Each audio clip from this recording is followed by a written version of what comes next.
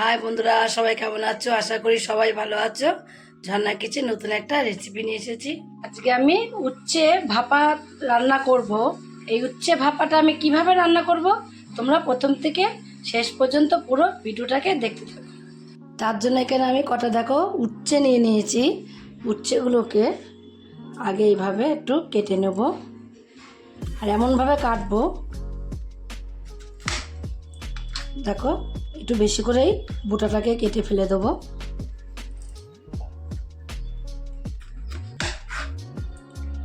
সব কটা উচ্ছে দেখো একই রকম করে আমি বোটাগুলো কেটে ফেলে দিচ্ছি। সেটা অল্প করে নিয়েছি, তোমরা যদি পারো আরও বেশি করে নিয়ে নেবে, তোমাদের যা যেটুকু লাগবে সেটুকু নিয়ে নেবে। আমাদের বাড়িতে অল্প, কেউ তেতো খেতে চায় না বলে আমি অল্প করে নিয়েছি। এবার একটা উচ্ছে তোমাদের আমি দেখিয়ে দিচ্ছি। সব উচ্ছেগুলোকে আমি এইভাবে কেটে নিয়েছি। কেটে নিয়ে এইভাবে একটা চামচ নিয়ে নিয়েছি। চামচ দিয়ে ভেতরে যা বীজ আছে বীজগুলোকে সব এইভাবে আমি বের করে নেব। এখানে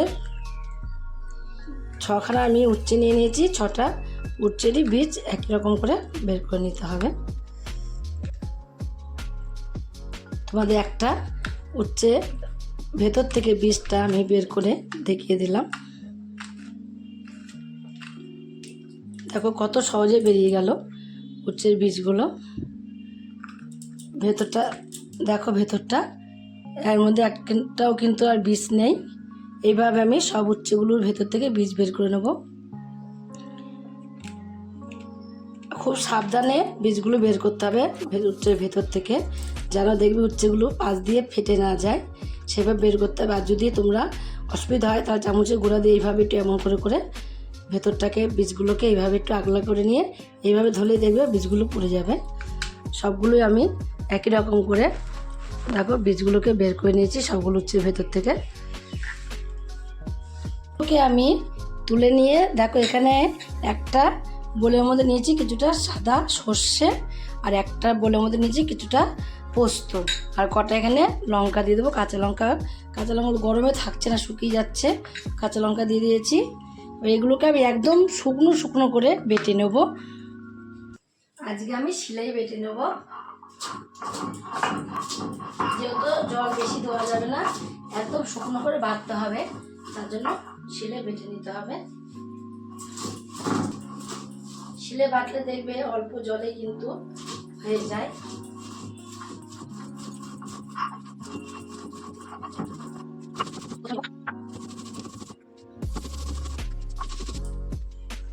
একদম শুকনো শুকনো করে আমি পোস্তটা আর সর্ষেটাকে বেটে নিয়েছি।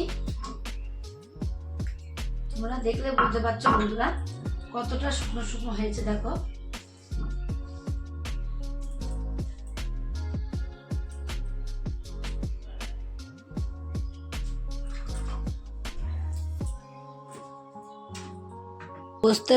পোস্তটা সর্ষেটাকে এখানে বেটে নিয়ে নিয়েছি, আর এখানে আমি উচ্ছেগুলোকে ভালোভাবে পরিষ্কার করে ধুয়ে নিয়েছি।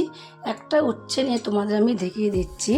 দেখো, যেটা দিয়ে আমি উচ্ছে বীজগুলোকে ফেলে দিয়েছিলাম সেই চামচটাকে আবার আমি নিয়ে নিয়েছি। নিয়ে এইভাবে ভেতরে দিয়ে দেবো। এভাবে করে ভেতরে ঢুকিয়ে ঢুকিয়ে দিতে হবে। এভাবে দিলে দেখো ভেতরে পুরো মশলাটা ঢুকে যাচ্ছে।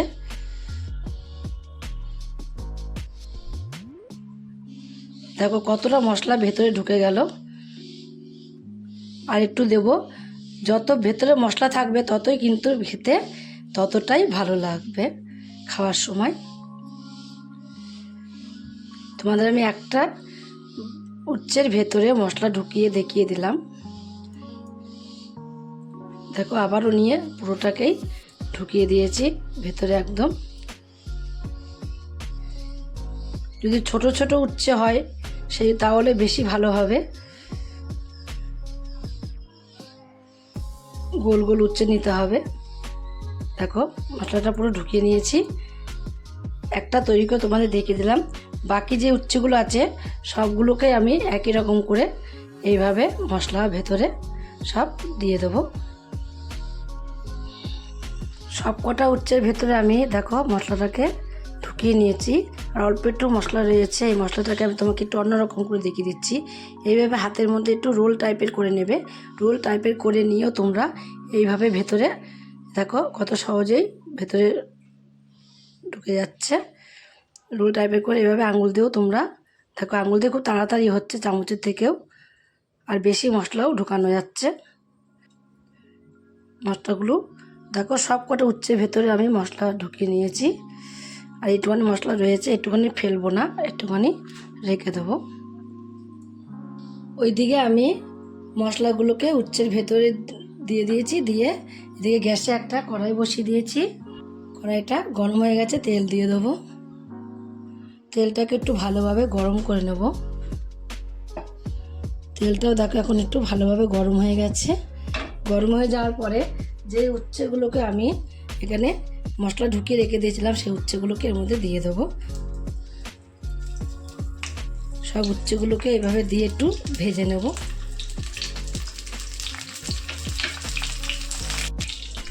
এর মধ্যে আমি লবণ হলুদ এখন কিছুই দেবো না, আগে একটু ভেজে নেবো। এইভাবে উল্টিয়ে পাল্টিয়ে ভালোভাবে ভেজে নিতে হবে।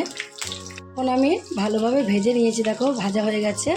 উল্টিয়ে পাল্টিয়ে এইভাবে ভালোভাবে ভেজে নিয়েছি। এবার এই উচ্ছেগুলোকে তুলে নেব। সব উচ্ছেগুলোকে আমি তুলে নিয়েছি। অনেকটা তেলই আছে, এই তেলে আমি রান্নাটা করব। কটা কালো জিরে এখানে ফোড়নে দিয়ে দেবো। ফোড়নটাকে একটু কালো জিরেটাকে একটু ভেজে নেব। জিরের গুঁড়ো দিয়ে দিয়েছি 1 চামচে হাফ চামচ। ধনে গুঁড়ো দিয়ে দিয়েছি 1 চামচে হাফ চামচ। লঙ্কা গুঁড়ো দিয়ে দেবো এখানে 1 চামচে হাফ চামচ। আর দিয়ে দেবো আদা বাটা। দিয়ে অল্প একটু জল এর মধ্যে আমি দিয়ে দেবো মশলার মধ্যে। মশলার মধ্যে অল্প একটু জল আগে দিয়ে দিয়েছি, না এই মশলাটা পুড়ে যাচ্ছিলো, তার জন্য অল্প জল দিয়ে মশলাটাকে একটু মিশিয়ে নিলাম। মিশিয়ে নেওয়ার পরে দিয়ে দেবো লবণ, পরিমাণ মতো হলুদের গুঁড়ো, অল্প একটু চিনি দিয়ে দেবো স্বাদ বাড়ানোর জন্য। দিয়ে মশলাটাকে একটু আমি কষিয়ে নেব। মশলাটা দেখো কষাতে কষাতে দেখবে একটা তেল বেরিয়ে আসবে,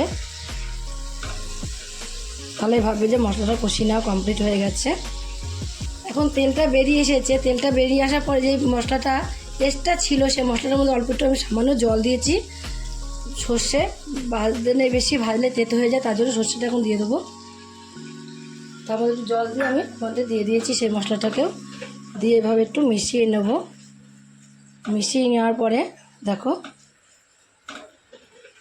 এর মধ্যে এবার আমি দিয়ে দেবো এখানে 1 চামচ টক দই। টক দইটাকে দিয়েও আমি এভাবে একটু কষিয়ে নেব। এর সাথে বেশিক্ষণ কষাবো না, সর্ষে দিয়েছি যেহেতু, টক দইটা দিয়ে বেশিক্ষণ কষাবো না। কোনো নাড়াচাড়া দেবো এভাবে 2 সেকেন্ডের মতন, 2 থেকে 3 সেকেন্ড মতো নাড়াচাড়া দিয়ে, তাহলেই হয়ে যাবে কমপ্লিট। এইবার আমি এর মধ্যে যেই উচ্ছেগুলোকে পুরভরা উচ্ছেগুলোকে ভেজে রেখে দিয়েছিলাম, সেই পুরভরা উচ্ছেগুলো সব এর মধ্যে দিয়ে দেবো।